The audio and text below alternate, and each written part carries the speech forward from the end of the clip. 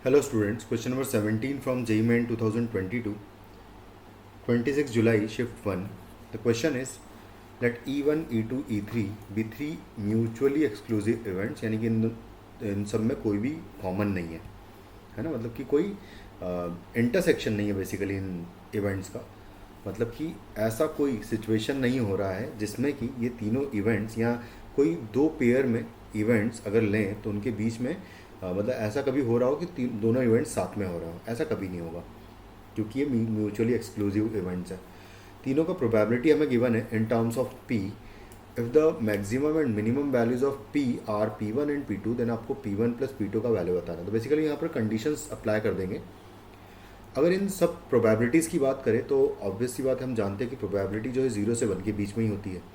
तो इसका मतलब ये है कि 2 प्लस 3P अपॉन 6 का वैल्यू क्या होना चाहिए भाई, 0 से 1 के बीच में होना चाहिए। तो इसको 6 से मल्टीप्लाई कर दूंगा तो आएगा 0 से 2 प्लस 3P 6 तक वैल्यू हो जाएगी। फिर -2 कर दूंगा दोनों साइड तो आ जाएगा -2 3P से लेके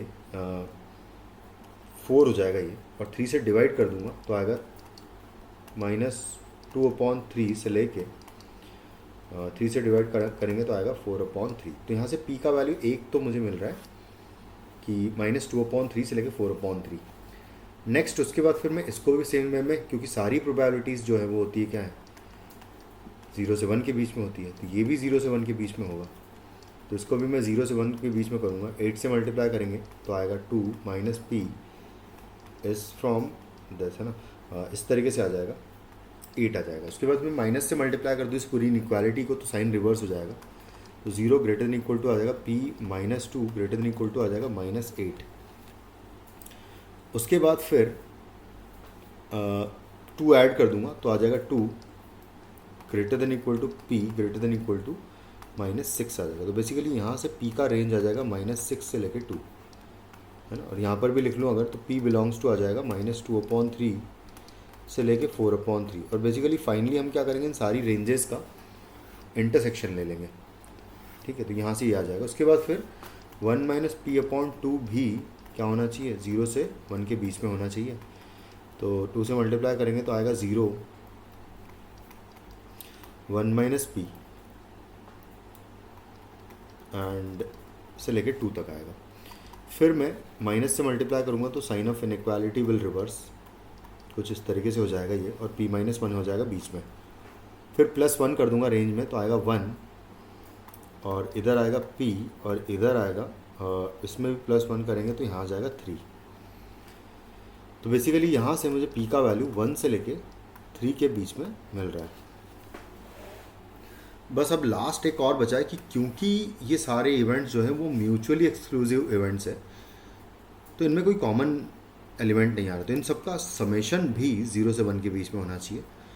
तो इन सबको ऐड कर दूंगा। बेसिकली मैं ऐसे लिख लेता हूँ कि PE1 plus PE2 plus PE3 जो है, इन तीनों का सम भी 0 से 1 के बीच में होना चाहिए। तो ये हो जाएगा 0, एंड यहाँ पर सबका वैल्यू पुट कर दूँ तो 2 प्लस 3P/6 है, 2 plus 3P/6 plus 2 minus P/8 है ये, और प्लस है 1 माइनस P/2 है, कुछ इस तरीके से है, और ये 1 तक।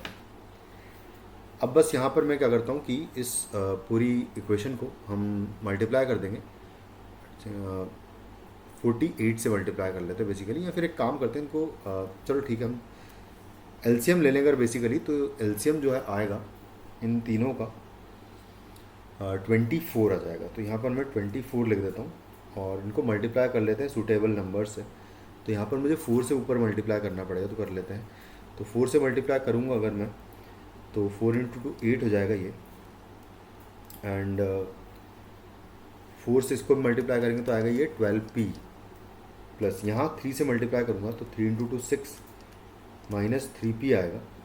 फिर यहाँ पर मैं 12 से मल्टीप्लाई कर दूँगा तो आएगा 12 माइनस 12P, जिसका कि वैल्यू 0 से 1 के बीच में होना चाहिए।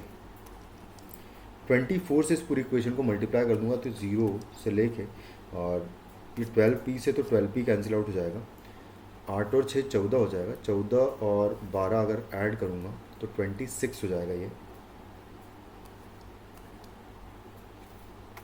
14 + 12 है ना 26। उसके बाद फिर बाकी जो है -3p सिर्फ बचेगा यहाँ पर, तो इसको मैं -3p लिख देता हूँ। और यहाँ पर आ जाएगा 24, क्योंकि 24 से हमने मल्टीप्लाई किया है। अब इसको मैं माइनस से मल्टीप्लाई कर दूंगा तो ये हो जाएगा 0 से लेके 3p - 26 तक, और ये हो जाएगा ग्रेटर देन इक्वल टू -24 तक। अब इस पूरी इक्वेशन में मैं 26 ऐड कर दूंगा तो यहाँ पर आ जाएगा 26, और माइनस से खैर मैंने मल्टीप्लाई किया है, तो सबसे पहले तो साइन ऑफ इनइक्वालिटी में रिवर्स करूँगा कुछ इस तरीके से। और बस अब यहाँ से सॉल्व कर लेता हूँ मैं, तो ये हो जाएगा कितना,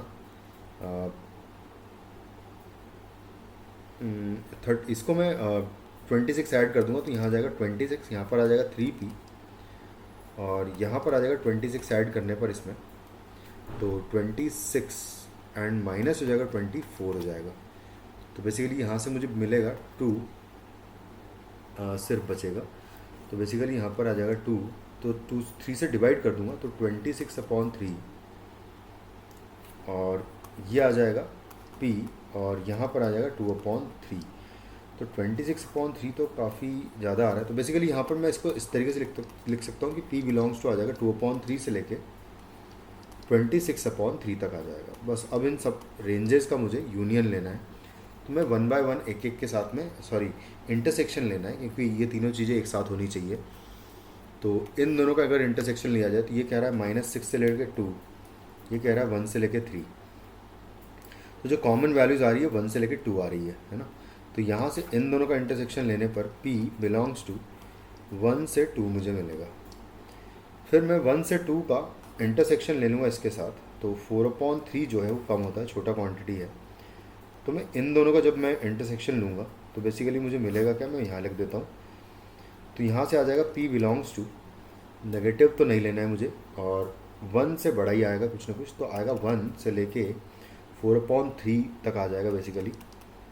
तो यहाँ से ये रेंज मिल रहा है मुझे। अब मैं फाइनली जो बचा हुआ है, तो p बिलोंग्स टू अभी तक क्या हो चुका है भाई, 1 से लेके 4/3 तक। इसका मैं इंटरसेक्शन ले लूँगा 2/3 से लेके 26/3 तक ले लूँगा। इन दोनों रेंजेस का इंटरसेक्शन ले लूँगा, तो यहाँ से फाइनली जब मैं इंटरसेक्शन लूँगा तो देखो क्या आएगा, 1 तो कहीं मान लेते हैं यहाँ पर आएगा, 4/3 कहीं इससे बड़ा यहाँ पर आएगा, 2/3 की अगर बात करूँ तो 2/3 यहाँ पर कहीं पर आएगा। बेसिकली यहाँ पर भी नहीं आएगा, ये तो 1 से भी कम होगा, तो यहाँ पर 2/3 आएगा, और 26/3 तो काफ़ी बड़ा नंबर है, तो कहीं यहाँ पर आएगा। तो पहला वाला रेंज लिखा हुआ है ये है 1 से लेके 4/3, और सेकंड वाला रेंज लिखा हुआ है 2/3 से 26/3। तो बेसिकली दोनों का इंटरसेक्शन हमें मिल रहा है 1 से लेके 4/3 तक मिल रहा है। ये हमारा फाइनली इंटरसेक्शन आ जाएगा। एक बार फिर भी हम लोग देख लेते हैं कि क्या होना चाहिए भी, ठीक है। तो इसको सॉल्व है ना, कैलकुलेशन इसको चेक कर लेते हैं।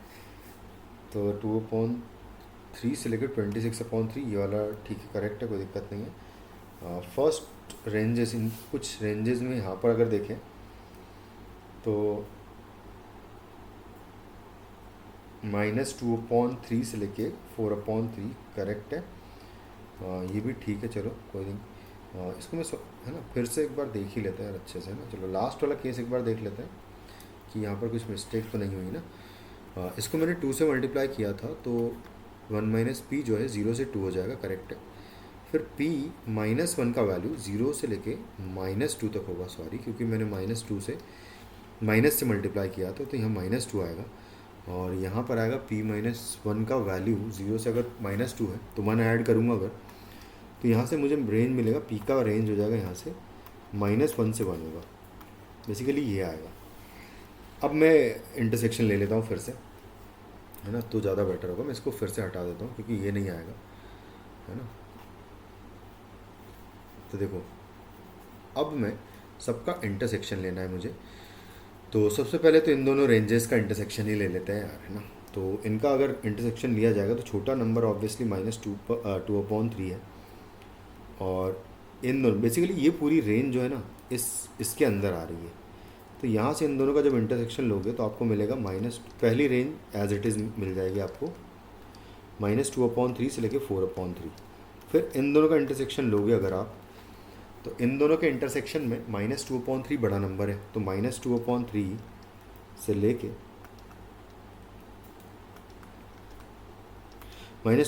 से लेके जो छोटा नंबर होगा वहाँ तक आ जाएगा, और इनमें छोटा नंबर जो है 4/3 और 1 में वो 1 है, तो बेसिकली यहाँ से 1 मिल जाएगा मुझे। तो -2/3 से लेके 1 तक आ रहा है ये वाला, तो -2/3 से लेके 1 का इंटरसेक्शन में लूँगा 2/3 से लेके 26/3 तक का। तो बेसिकली इन दोनों का इंटरसेक्शन अगर देखें तो सबसे पहले तो जो छोटा नंबर है वो आएगा, नहीं ऐसा लिख लेता हूँ चलो मैं, तो ये है -2/3, ये है 1, 2/3 कहीं यहाँ पर आएगा और 26/3 यहाँ पर आएगा। तो सेकंड रेंज ये वाला है और फर्स्ट रेंज ये वाला है।